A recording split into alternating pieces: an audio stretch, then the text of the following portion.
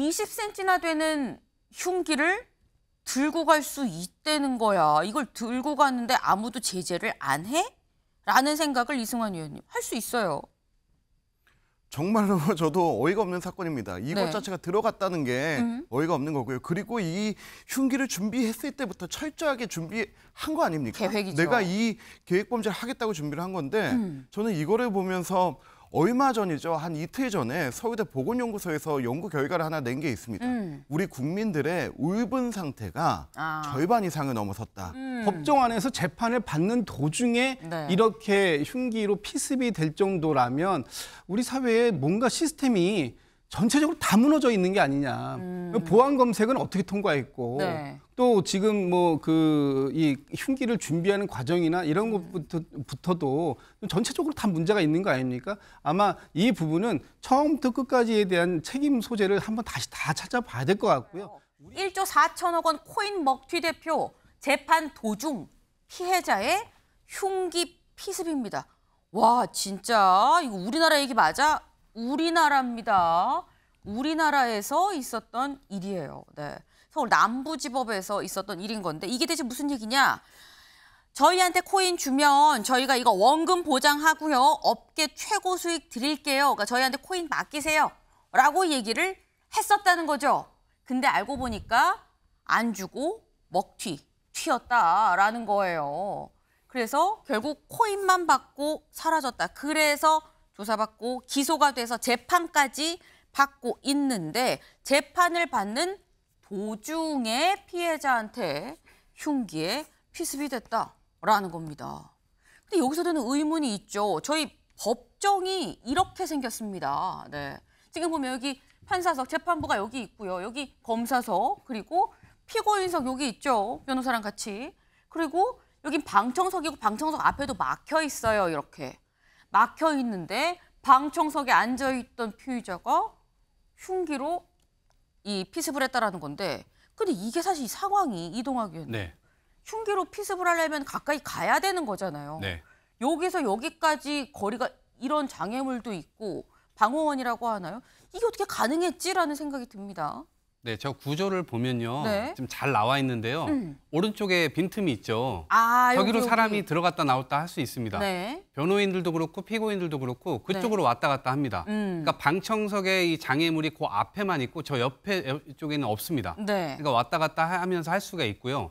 그다음에 방호 직원이 네. 뒤에 앉아 있습니다. 그러다 보니까 앞에 사람이 어떤 제지할 수 있는 상황이나 이런 것들이 없는 거죠. 네. 그러니까 할 수 있는 것인데 어찌 됐건 저거는 사기 사건이에요. 엄청나게 큰 사기 사건이고 굉장히 많은 공분 피해자들이 굉장히 많아요. 그런 상황에서 어쨌든 재판이 벌어지고 있는데 네. 저 분노나 이런 것들은 알겠으나 우리나라가 어쨌든 법정주의를 하고 있고 그다음 피해자들이 아무리 있다 하더라도 이것을 사적 보복으로 갚는 것은 저 분노는 이해를 합니다. 그렇지만 저렇게 하는 것은 법정에서까지 저런 일들이 벌어진다라고 하는 것은 우리 사회가 뭔가 임계점을 넘어가고 있는 것 아닌가라고 하는 좀 위기감이 좀 있는 것 같아요. 그래서 사회의 어떤 기본적 이 도라고 하는 것들이 좀 무너지고 있는 거 아닌가 그런 위기감을 좀 가져봅니다. 네. 지금 사회의 도가 무너지고 있는 거 아니냐. 사적 보복까지 가서는 안 된다라는 말씀이에요. 특히나 법정에서 재판을 받고 있고 곧 아마 법의 처벌을 받을 걸로 예상이 되는 사람인데 굳이 직접적으로 이 사적 보복을 했어야 되는 거냐라는 말씀을 하셨습니다. 사실 이게 지금 사회가 그만큼 좀 많이 거칠고 황폐해져 있다라는 또 방증일 수도 있는데 하지만 또 한편으로 아니 그러니까 법이 있는 거고 경찰도 있는 거고 뭐 방호 직원도 있는 거고 그런 거 아니야? 그거 다 보호 뭐 규제도 있고 뭐 물리적인 이런 것도 있는 건데 근데 어떻게 이런 일이 일어났어? 아니 기본적으로 다음 기사 이어서 좀 볼까요? 다음 기사. 법정에 20cm 흉기를 들고 온 방청객 코인 사기 대표 네 겨냥했다라는 거죠.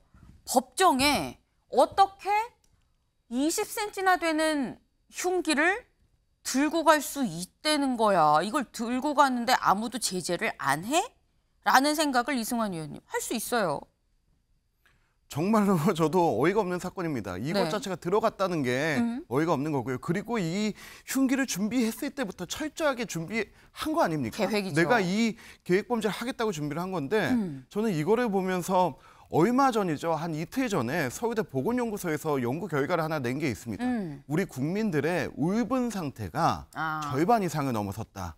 그리고 이 중에서 울분 상태에 있는 국민들 중에 60% 가까이가 뭐 극단적 선택을 생각할 정도로 굉장히 우울증을 넘어서 그 우울증이 혼자만의 것이 아니고 분노로 표출하는 울분의 상태로 굉장히 놓여져 있고 네. 여기에 가장 많이 이 울분 상태에 처해 있는 사람들이 30대라고 합니다.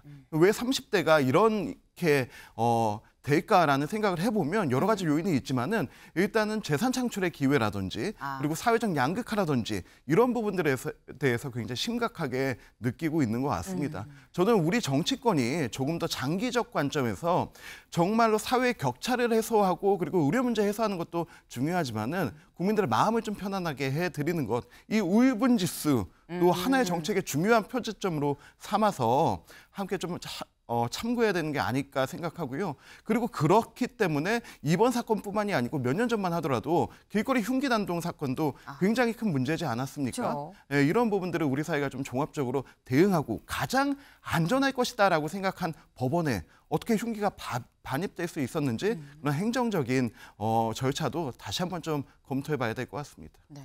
기본적으로는 흉기가 어떻게 반입이 될 수 있었느냐도 문제다. 그러니까 그것도 좀 지켜봐야 되는 건데 근본적인 거는 여기에 화가 꾹꾹 눌러 담겨져 있으니까 그게 근원적인 문제 아니겠느냐라는 말씀을 하셨어요. 김준욱 대변인님. 어떻게 보십니까?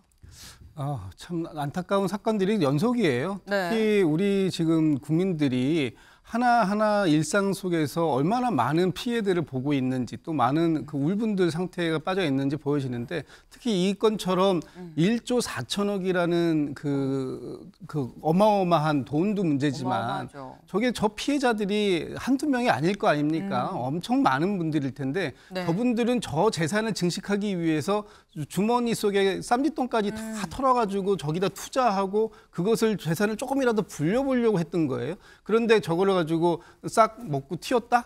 그런 상태라면 정말 화가 나겠죠. 근데 법정 안에서 이게 뭐 어떤 길거리나 사적인 이런 자리가 아니라 물론 그런 자리도 안 되지만 그런 자리 당연히 안 되죠. 네. 그런 자리도 안 되는데 더 안 되는 곳은 법정 안에서 재판을 받는 도중에 네. 이렇게 흉기로 피습이 될 정도라면 우리 사회에 뭔가 시스템이 전체적으로 다 무너져 있는 게 아니냐. 보안 검색은 어떻게 통과했고 네. 또 지금 뭐 이 흉기를 준비하는 과정이나 이런 것부터도 전체적으로 다 문제가 있는 거 아닙니까? 아마 이 부분은 처음부터 끝까지에 대한 책임 소재를 한번 다시 다 찾아봐야 될 것 같고요. 우리 사회가 지금 얼마나 많은 이 사람들이 이런 불안 또는 흥분 이런 상태에 가 있는지 다시 한번 돌아보는 계기가 됐으면 좋겠습니다. 네, 지금 전반적인 사회 시스템이 좀 무너지고 해이해져 있는 거 아니겠느냐라는 말씀이에요.